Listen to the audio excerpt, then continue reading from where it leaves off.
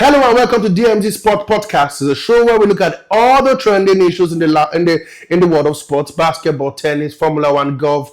If it's sports, I'm telling you, we've got you covered here on DMZ Sport. Today, it's a trending story that is making around the news for the past 2-3 weeks, and it has to be, of course, the coach of the Super Eagles of Nigeria, Coach FINIDI George.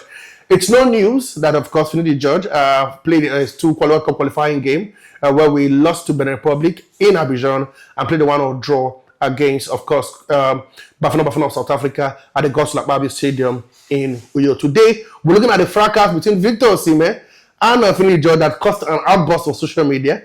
And, of course, the breaking news that FINIDI George have officially resigned as the coach of the Super Eagles of Nigeria. But I'm not alone.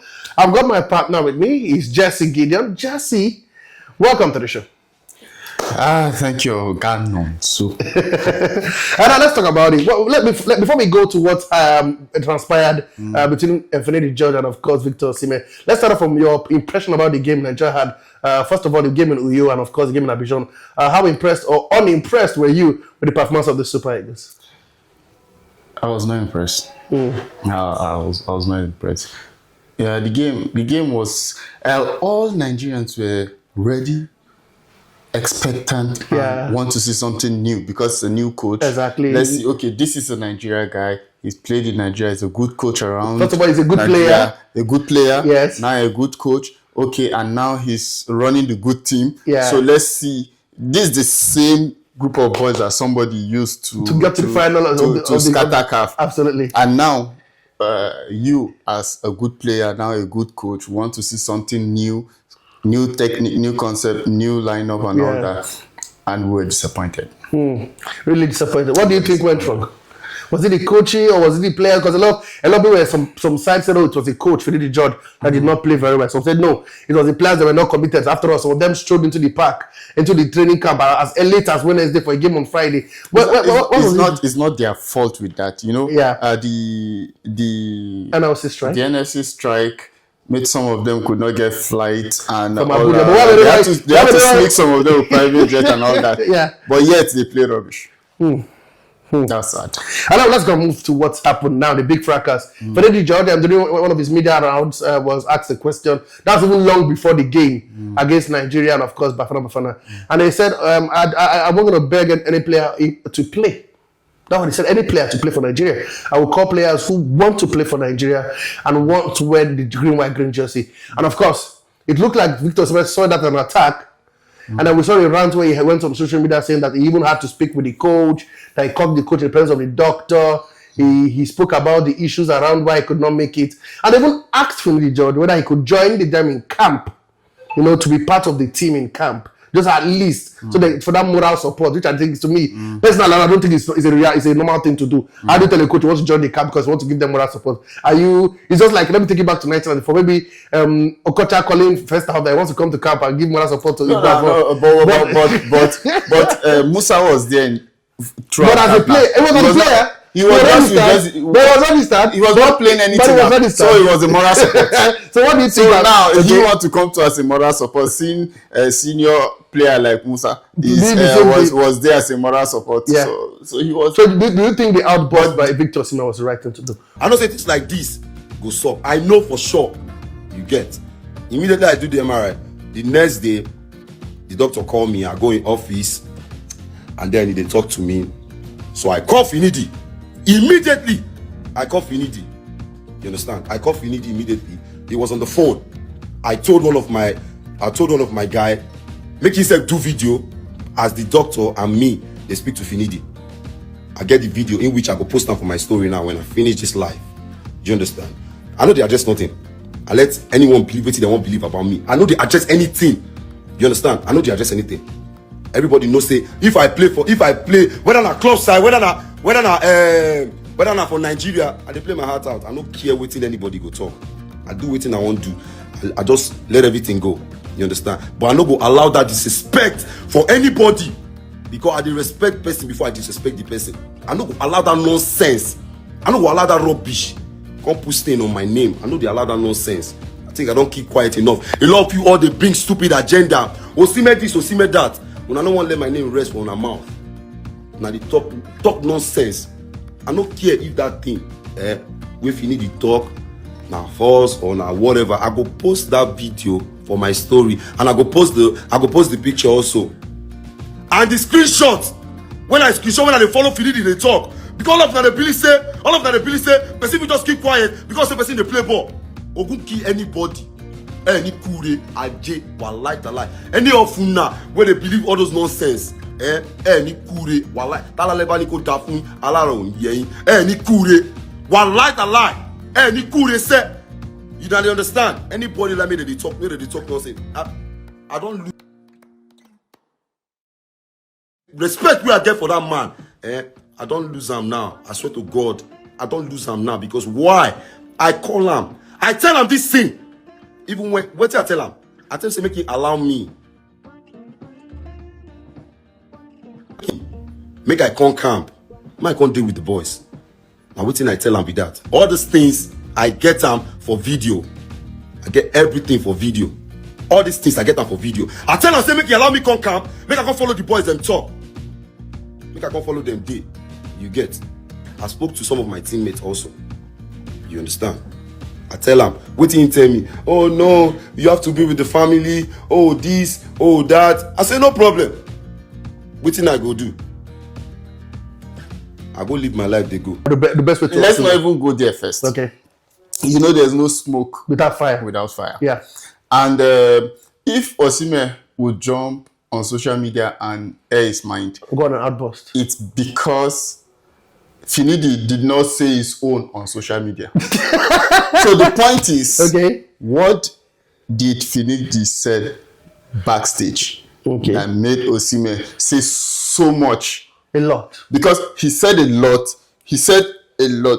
There are some things that was not. The statement was, "I will not beg any Nigeria to come to camp." Yeah, that was what he said. To play. Play for Nigeria. That was the clear statement. Yeah. But what did he say behind the scene? It's because the outburst was not based on that simple statement. Alone, yeah. So if there certainly must have been that there's some crazy conversation on the carpet, and understanding with the recent experience we had with Finidi with media, you know, he has no good answers. I think he's struggling with media. When it comes to media, he give answer based on what he just feel. He careless about the media. And So I think so. not knowing that media people are not well. Their mind no straight. Okay, so they can quote you out of You see context. somebody with squeeze shirt and one small camera. Don't just tell him anything. Otherwise, change the entire story. exactly to suit what Change they the want. entire story. Absolutely. So his recent answers to media is not nice, and it has been all there on social media. And when the media is not backing you, the fans will not back you. Absolutely. Because what people remember after a good game is what the media say about the game. Exactly. Is what the media say about the game. So if you cannot go well with the media, people forget the game and read what the media says, and that's what they remember about you. So he has not been a good guy with the media. So judging based on that, I bet he has said something funny behind the scene. So you are saying that, are you saying now, because this is the controversial, that Victor Osimhen was right to go on a rant on social media? He was not right to go on rant on social media, but he was right to defend himself. What better way would you have think he should have done? Because some people said, okay. Because if he had called, if he had called, why not call Finidi? Yeah. if he had called Finidi silently, not going on social media, people will not know what happened. Okay. It's just Finidi's statement That- I can't okay, beg, that's that will just be existing. Okay. And now everybody was angry that Osimhen was not there, because you know Osimhen crazy chances. Even if he's not scoring, he has his own way of impacting the game. Yeah. pressure on the opponent, and then the other players get chance to score. So there are so much chances to waste because he's not there. We need to build. To me, we need to build more Osimhen, more coaches, so that we will not depend on one person not coming to camp and the whole game messed up. One of people believe that I think they're going to make a rant was wrong. Maybe he could have put a call to FINIDI George. Maybe he would have even spoke to someone in the house of the NFF. Listening to the rant, you know that he did put a call. Yeah, we're not insinuating. It's not, like I said, but for me, for the caliber of player FINIDI George, well, as a player, first of all, what he stands for, what he's done for Nigeria as a footballer. You know, this guy won the Champions League. I think this was a toddler in school. You know, these are people you should be looking up to. And you know that exactly. I know that Victor Osimhen has got an issue with, you know, having a go at former players. He had a go, don't forget, Victor Peba. Maybe kind of somehow apologized. He had a go at I remember the other guy had. This is the third ex-international is having a go at. And now a lot of ex-international are coming out to say, that he needs to apologize, first of all, to FINIDI George, and then to the NFF, and then to Nigeria. And one of them is Peter Edaside, former player, of course, of Nigeria, and one of the NFF presidential candidates. Do you think he should apologize? Yes. Normally, if you know, normal Nigeria or African culture, the elderly don't go wrong.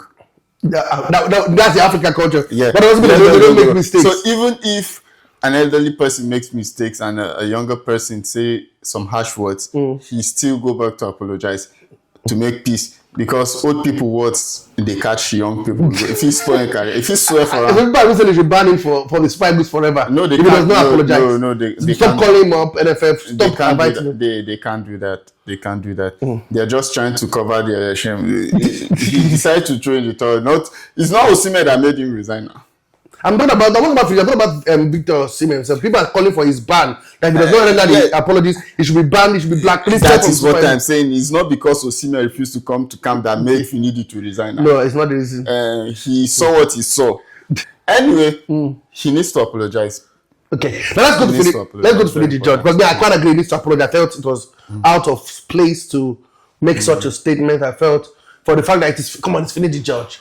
It's not just any player. It's FINIDI George. Look at the antecedent is fantastic. But FINIDI George, here he pulled his resignation some few hours after that rant.